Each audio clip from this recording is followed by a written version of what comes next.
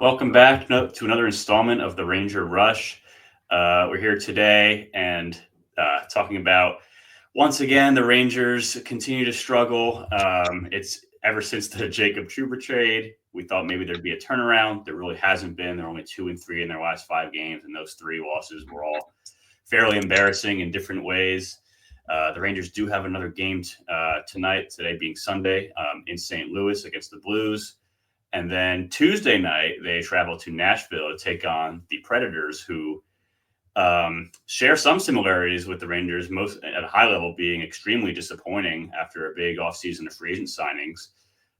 So with that in mind, I'm going to bring in a friend of the show, fellow Clemson University alumnus, Ryan Kantor. Um, Ryan writes for Shaken the Southland, a Clemson athletics blog, and also has an eponymous YouTube channel called Ryan Kantor. So definitely check that out if you're interested in Clemson or college athletics. I don't know how much overlap there's going to be with Rangers and Clemson, but we got a couple people here with that. So let me bring him in, and we look ahead.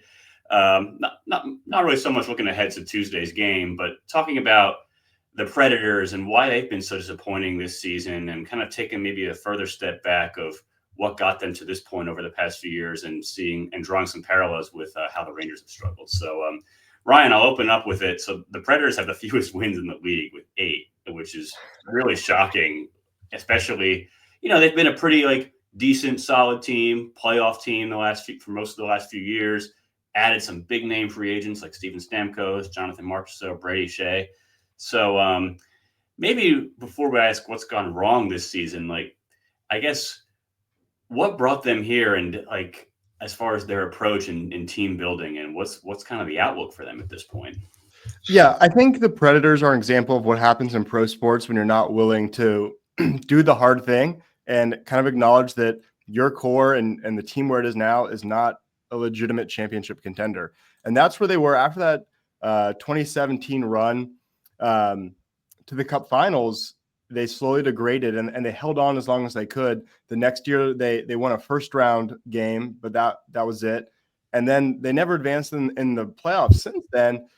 And they never just kind of admitted we got to blow it up. So the last couple of years, it was 4th place in the Central, 4th place in the Central, 5th place in the Central, 5th, and then 4th. And then this offseason, it felt like, hey, look, you don't have the offense. The team is the oldest team in the league. This is it. And it was a decision point. And, to some extent, I commend Barry Trotz, the GM, for saying, hey, I'm not just going to sit pat and just live in this middle ground where you're not bad and you're selling tickets, but you're not a championship contender. He said, hey, I'm going to go all in. So I applaud him for at least being decisive. So he goes out, spends the money on these free agents, hopefully to fix the offense. And now they have the worst offense in the entire NHL, 2.26 goals for per game. So just, I mean, I didn't think it was smart to go out and make these moves, but I thought being decisive either way was better than just trying to hang on and play that middle ground. So, I mean, I was excited for sure. Obviously, you can't just build a team off free agency, and that's what we're seeing. So now they're at a crossroads where I think they're being kind of forced to blow it up. But when you have these big contracts, it's not so easy. Right. Yeah, they put themselves in a bad spot there. I mean, like you said, I kind of agree. You want to go all in one way or the other, either totally blow it up or totally go for the win now mode. Unfortunately, they went for the latter, and unfortunately, it hasn't worked out for them. And it's because I guess they never really fully took on that rebuild, which would have resulted in probably a few years of pain, but hopefully longer term sustained success. And to some extent, I don't totally blame these GMs, because as fans, if the team is awful, we're not obligated to watch every game, and we're not obligated to sit there and attend every game, and everyone that comes up and talks to us is talking about our job, right? We can just go watch the Yankees, right? If that's your job and you're graded on wins and losses and selling tickets, to just say, hey, we're going to be awful, no one's going to want to watch us for 2-3 years, that's a much tougher pill for a GM to swallow. Plus, they could just get fired. They can make all these great moves to rebuild, and then they're fired. Some other GM comes in with all their young talent and takes all the credit. So There's a misalignment of incentives that as fans, we don't have that. We're just trying, what's our path to the next Stanley Cup championship? And they're thinking about a lot of different factors. So I don't totally blame them. I think that's why that happens. Yeah. I mean, there's definitely a conflict of interest there, right? And you think about from a coaching standpoint too, you look at the NHL, I mean, they might have the shortest shelf life, on average of coaches in any of the pro sports. And so they come in and like they're trying to win games. And if the coach comes in to oversee a rebuild, like if they're not seeing any like real progress in the win column over a couple of years, like they're gone. So what's their real incentive to be like a developmental coach? It's more about we got to get wins now. That's why you'll see so many coaches just kind of lean on those veteran players. Right. And then you undermine the point when you're in a rebuild. You'd rather lose a few games to be a better team the following year or whenever I think a lot of it is about humility in the fact that humility is, not just not bragging. It's understanding your strengths and weaknesses well. Right. And so if you're a team that's not a real contender and as a GM and a coach and the staff is aligned that this is about building towards when our window opens and knowing when your window is open, I think that's a big deal. I think as you know, I'm a Yankees fan. I think they have a good understanding that with Aaron Judge and with Garrett Cole, this is their window and they don't want to miss it. I think that's hard to do, especially in the reverse when it's not your window. Exactly. And that's why they went out and took a risk on a one year, what turned out to be a rental in Juan Soto. But those are the risks in a win now window you got to take. Exactly. So let's move over to the Rangers. Obviously, very disappointing. A few more wins than Nashville, thanks to a decent start to the season. But lately, it's just been a disaster. So I guess from your standpoint, as a casual Rangers fan, thanks to me mostly, I'm curious, like, because obviously I'm in the weeds on this team. I'm curious, like, what you kind of see and perceive from your perspective, and then we can kind of talk more about that. Yeah, I mean, the Rangers have a lot of talent for sure. Certainly, when they play a team like the Preds, who are going to be more like focused on hitting and grinding, the top end talent, no doubt, the Rangers have it, particularly with Panarin. But it does seem like that core is just aging. Mika, Panarin, Kreider, and it doesn't seem like it feels like we've run this course, and they look like typically a team that's going to win a playoff round or two, but not going to beat like a Panthers or some of these top teams when Edmonton's firing on all cylinders. I don't know if they're quite there. So do you go all in and kind of to the Yankees reference, do you go get a Juan Soto for 1 year and maybe lose them, or do you rebuild? But I think the danger is, are they going to fight and claw their way into like a wild card spot? Maybe even win around in an upset and people are excited, and then just be a little bit worse next year and a little bit worse until you get to the point where you're the Preds and you're the oldest team and you're one of the worst teams at the same time, right? So you're neither building towards something, you're still on the decline, but you're already at the bottom. So That's where you have to be bold and either say, we're going to go all in. And if it doesn't work, that's going to be us. But at least we got a great shot of winning now. Or are we just going to kind of, for lack of better words, punt, play defense, right? And then in a couple of years, we're going to be back. So I think it'll be a fascinating trade deadline, frankly, for both teams. Yeah, absolutely. I mean, the Rangers, what I really latched on to what you were saying there is, and what I agree with most is, it feels like their core has run its course, right? I mean, last year it seemed like was probably their peak. They had a fresh new coach. Honestly, for this core group of players, really their third coach over the past 5+ years, and Peter Laviolette.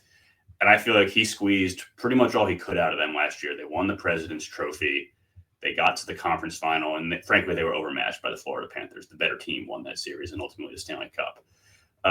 But you felt like, this year, like, they're definitely not on the upswing, but you felt like they'd still be pretty good, right? And, they started off that way, but it's just been a disaster lately, and the decline has happened faster than I think anyone could have imagined. And there's a lot of reasons for that. I think you made the point about, when you were talking about rebuilding and do you like rip off that Band-Aid? I think what's going on now, like obviously hindsight's always 2020, but it's interesting that you probably recall 6 years ago when the Rangers sent out that letter to the fans, like when they were struggling for the past couple of years at that point, hey, like basically being very transparent, like, we're going to rebuild, we're going to trade away some guys. Like it's probably going to be a few years of not winning, but like was that the year they traded away Nash? Correct. Yeah. Rick Nash, Michael Grabner, Ryan McDonough, big name, and JT Miller, who that trade did not work out. But anyway, the transparency was refreshing, right? And it felt like, okay, like as a fan, like I'm okay with dealing with 2 or 3 years of not being good, but watching some young guys get better and develop, loading up on draft picks and prospects. And they started to do that. But then in 2021, they had that game against the Capitals where Tom Wilson ragdolled Artemi Panarin and their owner, James Dolan.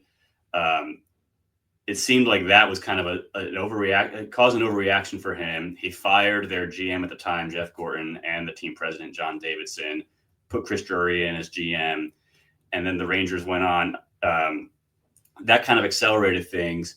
And even when you go back before that, just Artemi Panarin kind of fell into their laps in free agency a couple years before that. So I felt like those several incidents, like they had the right intentions of the rebuild, and it was going in the right direction. And then they kind of veered off course and went for a more immediate win now before the rebuild was totally done. And so that gave them these past few years where they've been a very good team. But I think that going off course has prevented them from becoming an elite cup contender. Right. They shot their shot too early. Exactly. And so now they're not quite where that ceiling could have been. What were the key moves in that situation that kind of maybe limited their progress? What were those moves? I think it's funny because I think getting Panarin, obviously he's an elite player. He's their best skater by far. And his first year with them, he was an MVP candidate, and frankly he was last year as well. I mean, he didn't win in either of those years. But getting Panarin, getting Trouba, extending Zibanejad the way they did a couple years ago, locking themselves into these more veteran guys, it kind of tightened that window. Went from like, hey, they're going to have hopefully 8 to 10 plus years of being a good team to they've really got to win like right now. Like signing Vincent Trocheck's another one, right? Good player, but they had cap space after Ryan Strome walked in free agency and could have given themselves some more flexibility. They instead lock in a veteran player who, had a couple years of his prime left, but like most of their core, probably doesn't have much time left and is already showing signs of decline. I for what it's worth, I thought Trocheck was one of the better moves just because he's kind of the guy. He's kind of the type of guy who does well in the playoffs. I did think you needed some physicality, and he's the type of guy who doesn't shrink in the spotlight. He's towards the top in hits as a center. I mean, that's the type of player he is, and I think he was a good fit for the team. But to your point, they shot their shot early, and now you look and how to move Trouba. And what do they even do? I mean, I'm looking at the Predators, and this deadline, they've got to rebuild, but so they could probably move Gus Nyquist. They could probably move Colton Sissons. I think they will. They probably should move Ryan O'Reilly. We'll see if they do. But they've got like Marchessault and Shea with no movement clauses. I don't think they would trade Stamkos on principle. They would never trade Roman Josi. So they're not going to do like a legitimate rebuild. They'll get a little younger and try again next year. What can the Rangers really do? Yeah, it's hard. I mean, I was actually pleasantly surprised they were able to get out from the Trouba contract not only without retaining salary, but also without attaching any sweeteners to it. But beyond that, I mean, Chris Kreider is probably the most tradable guy, and they could get because he only makes $6.5 million a year and is still like a pretty effective player. But beyond that, like they're kind of stuck, like similar to the Predators. They've locked themselves into these contracts, like Trocheck, Zibanejad, Panarin. They all have no move clauses. So Zibanejad in particular has fallen off a cliff, and they have a lot of years left committed to him. And you could see the signs of it starting last year, and it's just gotten worse this year. So there are a few things. It's similar situations to Nashville. Like there are a few players that could move, like Ryan Lindgren on defense, whether they trade him this season or they let him walk in free agency just to open up that space.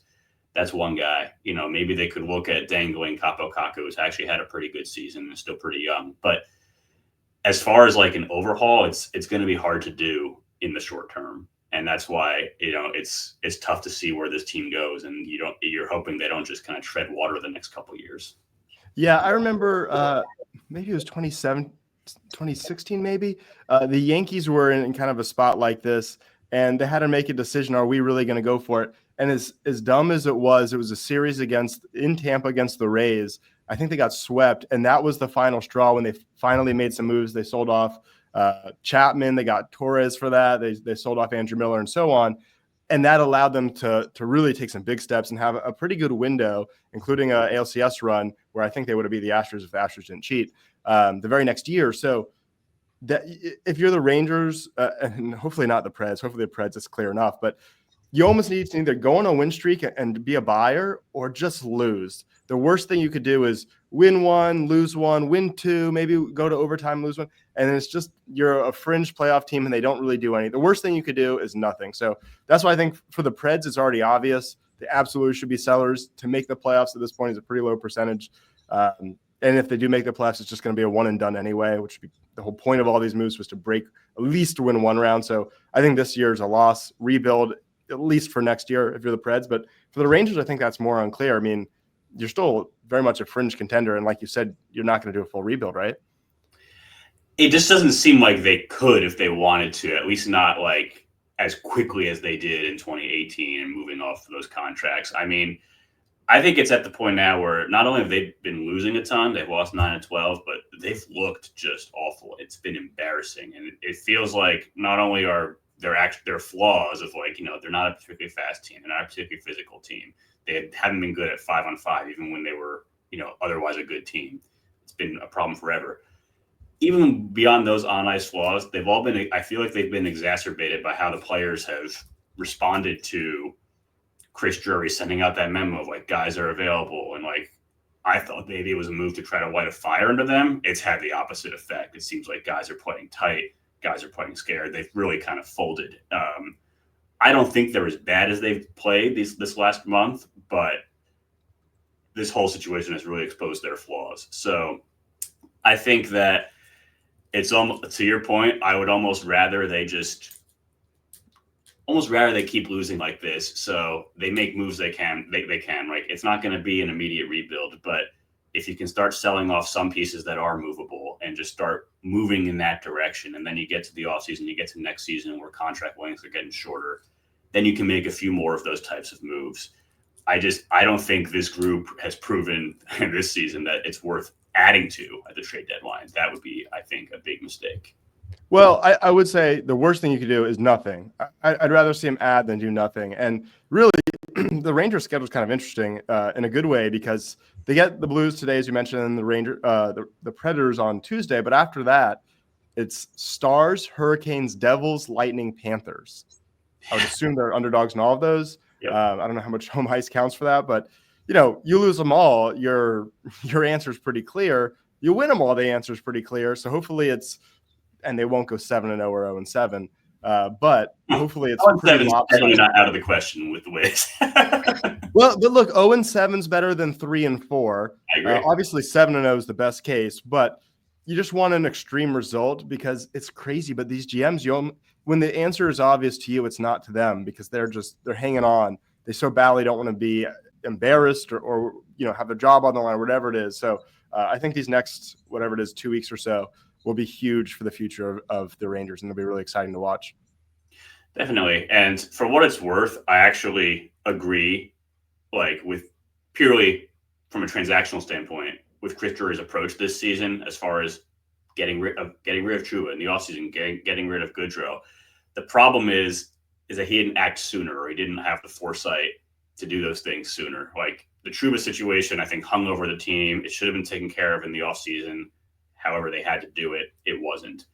And you go back a few years when he traded Pavel Buchnevich, the one right wing who ever worked with Kreider and Zibanejad, and he never really fully replaced it. It's been a revolving door of guys going in and out. And I think that despite the President's Trophy season last year, there were warning signs of Lindgren declining, Zibanejad declining, and needing a little more speed and youth on the wings. And they never fully addressed that. And now it's just all really unraveling fast.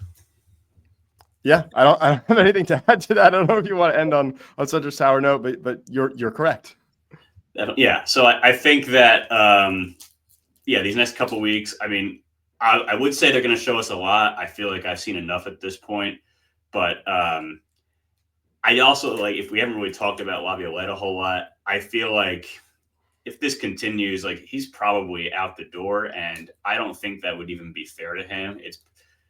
He's like I said, like he's their third coach, I think, in the past 5 years, and with the same largely the same core group of players.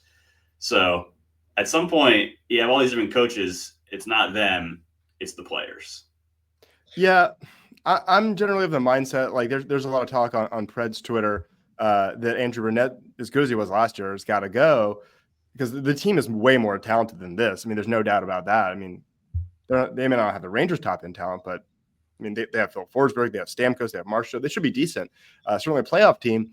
But my attitude is like, I don't really want to get rid of any coach before the deadline. I want the deadline to come and go, whether you're a buyer or seller. That is the inflection point. You can bring in a new voice because either you traded away talent and the season's going to feel pretty weird for the players, and that's a good time for a new voice, or if you've bought, it's saying, hey, we got a new coach, we got an infusion of talent. This is kind of a reset. We believe in you. Either way, that feels like the time. I hope neither team makes a move too much before then. Yeah, I mean, that makes sense. I could see the Rangers getting rid of Laviolette, but at the end of the day, that's going to be a short-term solution. Maybe it gives them the players a little bit of a boost, but the biggest issue is the roster, and it's got to be addressed. But like we talked about earlier, like it's not as easy to do with the contracts they've locked themselves into. Well, let me ask you one question before we get out of here. So they cleared all that cap space with Trouba moving, and I know a lot of it for next year will be dedicated to the larger contract for Igor Shesterkin. But in the meantime, at the deadline, you're going to have a lot of cap space. I mean, theoretically, you got a chance to buy a one-year rental making a lot of money. Is that something that you think is likely? I don't know about likely, especially if they continue to spiral down the way they have. But I do think, if not this deadline, then in the offseason, like, I'm fascinated to see how they're going to use that cap space. I think it needs to be a younger guy who's already established. I know the name everyone keeps bringing up is Brady Tkachuk, but I don't think that's happening, at least not anytime soon. But it's funny that I say a younger guy is established and, still has his best years ahead of him. Like, but why would anyone want to get rid of a guy like that? Yeah. That's the most ideal target that all teams want, of course. Exactly. He excels on everything, right? Yeah. But look, they have that cap space, so it's going to be fascinating to see what they do with it. But in the short term, they've got their game tonight in St. Louis, and then Tuesday, the Rangers and Preds meet up. As I say, an extremely stoppable force meets a very movable object. So we'll see how that game goes. And then the Rangers have, like you mentioned, have a real gauntlet of a schedule against some top-tier teams. So while I feel like I've seen enough as far as what they are this season, I think that's going to be a breaking point, and we'll probably see some more moves in some fashion coming out of that. Yeah, I think it's an ideal schedule to force them to be decisive. So at least they have that going for them. Definitely. Well, Ryan, thanks for joining. Both our teams are not very good, but hopefully, like you said, in the next few weeks, we'll see some more substantive action on both their ends. Yeah, that can be exciting too. Thanks for having me. All right. Absolutely. Thank you.